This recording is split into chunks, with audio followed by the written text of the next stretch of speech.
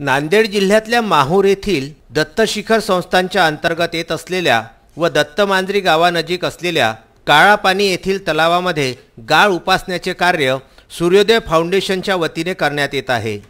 प्रख्यात गायिका अनुराधा पौडवाल यांच्या सूर्योदय फाउंडेशनच्या वतीने हे गाळ काढण्याचे कार्य माहूर तालुक्यांतर्गत करण्यात येत आहे।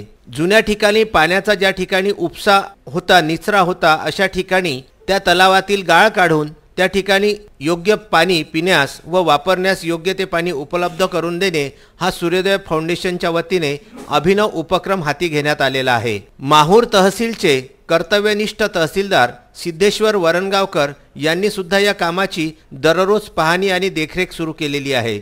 सोबतच महाश्रमदानाला सुद्धा ते वेळोवेळी जात असतात। काळा पाणी येथील महाश्रमदानाचे वेळी त्यांनी जेसीबी चालवून आणि स्वतः गाळ उपासना करून दाखवून सर्वांना आश्चर्याचा जोरदार धक्का दिला। नुकतेच अनुराधा पौडवाल यांचे सूर्योदय फाउंडेशनच्या वतीने माहूर येथे आगमन झाले होते। तहसीलदार वरणगावकर यांच्या या कामामुळे त्यांच्यावर संपूर्ण माहूर तालुक्यातील लोकांनी कौतुकाचा वर्षाव केलेला आहे। माहूर येथून राजू दराडे व संजय घोगरे यांचा हा वृत्तांत।